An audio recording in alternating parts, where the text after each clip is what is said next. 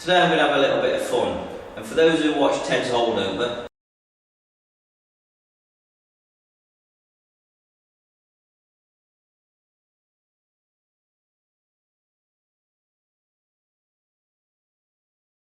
or Edgun USA as he's better known, have watched Ted shoot spent shotgun shells with his Edgun Matador, which is pushing our FAC levels at 50 metres. Today I'm going to try and repeat Ted's test, but scale it down, and I'll be scaling it down by using a sub 12 foot-pound air rifle, and I'll be shooting at 25 metres, so half the range what Ted shoots at. However, this time I'll be shooting these instead of shotgun shells. These are spent .22 caliber cart cases, so probably around about 1/10 or maybe 1/15 the size of the spent shell what Ted shoots at 50 metres. I intend to put 5 of them stood up and try and shoot 5 of them, and then if I manage the 5 of them, which I'm sure I will with the rifle I'm using today, I'm then going to try and shoot them end on at 25 metres. An end on is probably around about the diameter of a .22 pellet, so it needs to be basically pellet on pellet accuracy to get a hit. Let's see how we get on.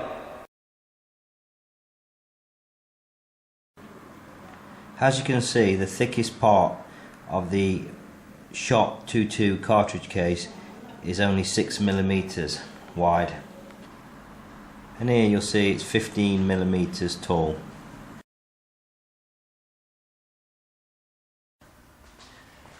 What you're looking at now is a view down the indoor 25-metre range I've got on my works location, and in a second when I zoom in you'll hopefully see 5 spent .22 caliber cart cases which are stood up on the base, and as you've already seen they're only 6mm wide at the base and probably only 5mm wide on the main part of the case.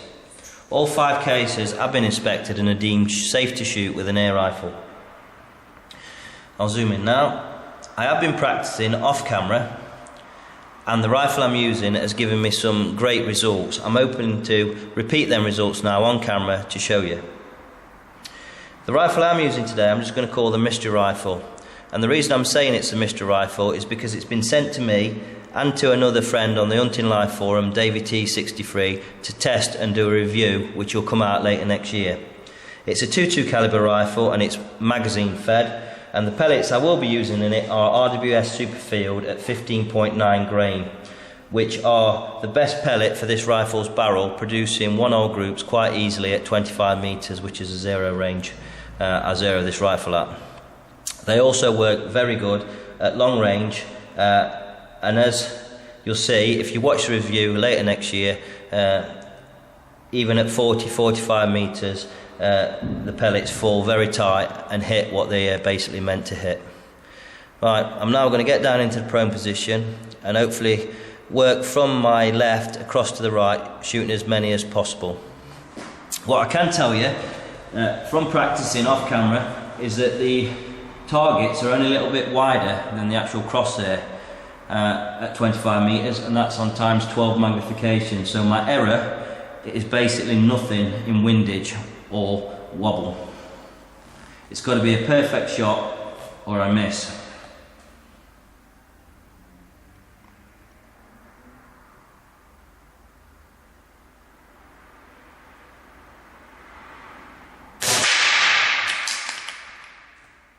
So far so good. 1 out of 1.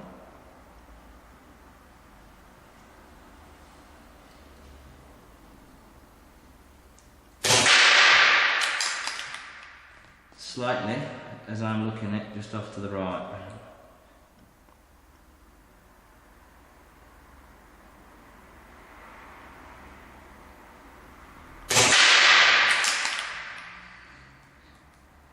Two.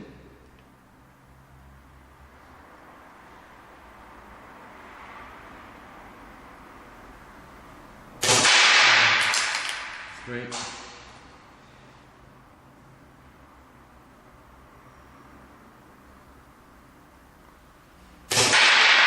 Ooh, just above it. Bang on for line, but just above it.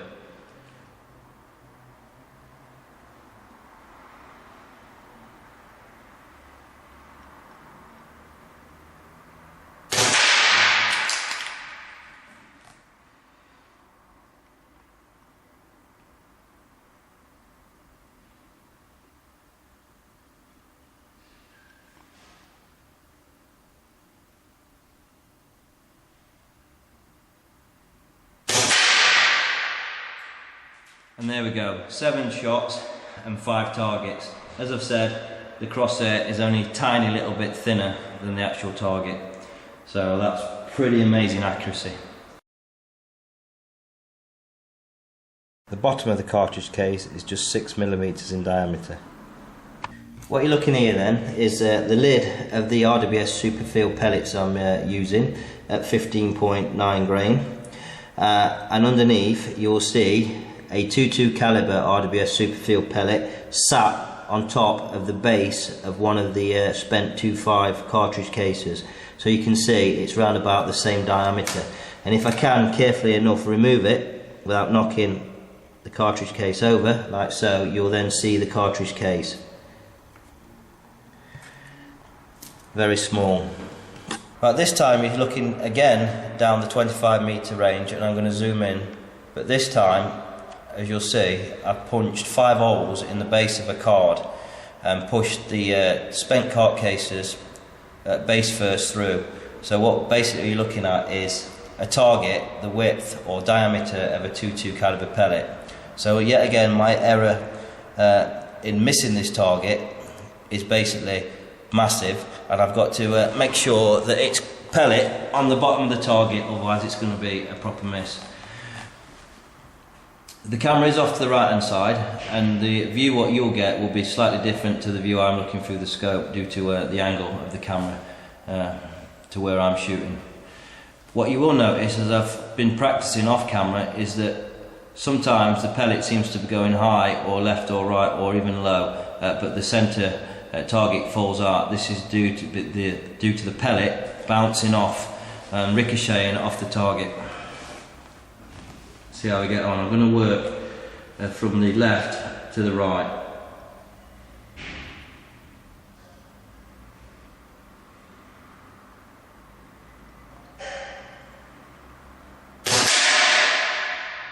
That's the first one, looking good.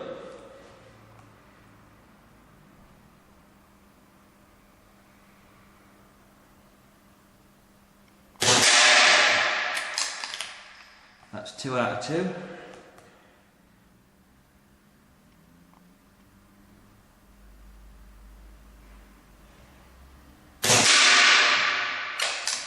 That one's just a pellet's width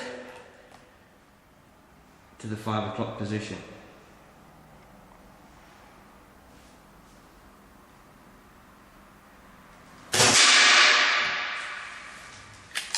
That one was a flyer, as you saw, went way high.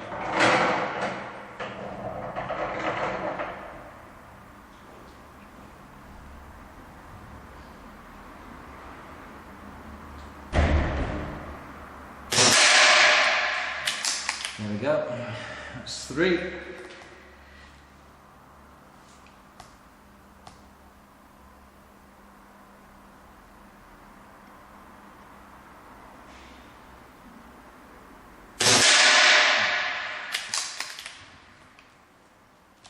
Slightly high.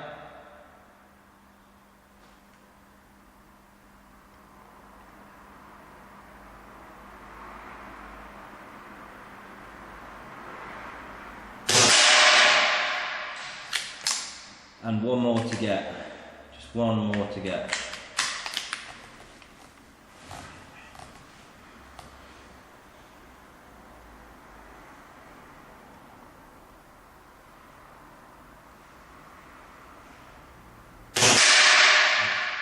Like so. That's not bad at all. That's 5 targets. I think that was around about 8 shots, which is not bad. I expected to use a lot more shots than that. As you can see, one of the pellets was a flyer, but the rest was within 1 pellet width or diameter of the target. That's pretty amazing accuracy from this rifle.